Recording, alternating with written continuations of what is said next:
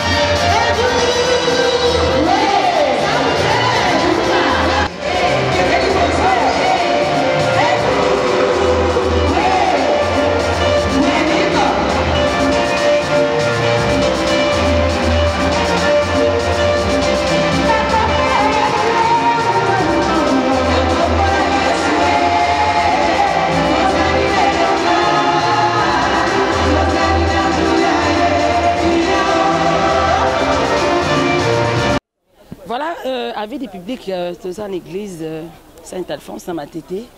Tu écoutes la peine, serre, nabiso, vient, Jora. Ah, vous avez serre. Donné na sœur Christine. Ah, sœur Christine. Ah, ben na sœur Christine. Ah, tozali, papa sali nzambe. Ah, na mama losambo. Vient Jora na scène na makamna na musana nga. Ah, tozali pa ya be igendongi sila ndombele ndongi sila. Ah, to azwa ah to na Saint-Alphonse na matete. Zongo vraiment bien. Ils ont rappelé vient Jora yo sambelanga quand ça lokwa ndeto zara mutu moya ba monde na pe. So ndo prière pe. Te nga na sambela makasa nga na mona catholique. Biso musique sanki sangwa. Ya on ba chaque jour. Biso pendant 100% Jésus quoi. 100% Jésus Christ. Donc nazo croire né. Yem tapé nga vocation na zala ngol lelo na nzoto langa. Et puis à cause raté quoi. Yef ma cause raté.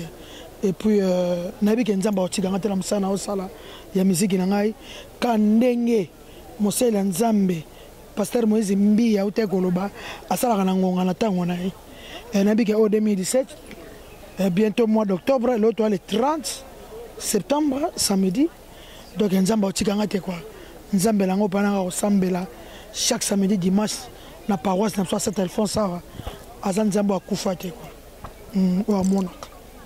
Ok, merci. Voilà, on est avec Sœur Christine. Alors, vient de rentrer en église, on est Sœur Christine. De haute église, de bimi prière, on évolue toujours avec Wilson Songa.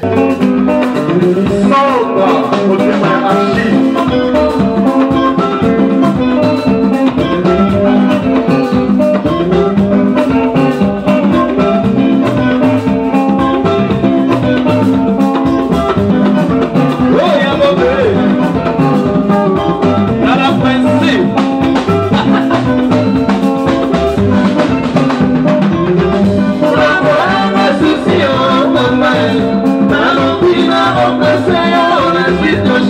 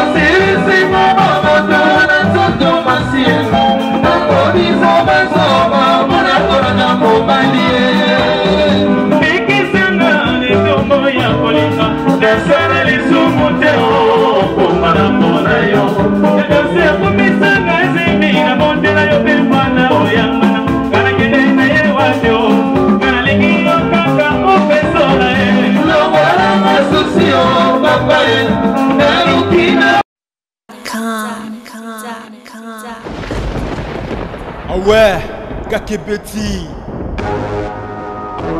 C'est qui a vie du public est bandit. Y'a mon balama des fois Pembe. Didier Masuki.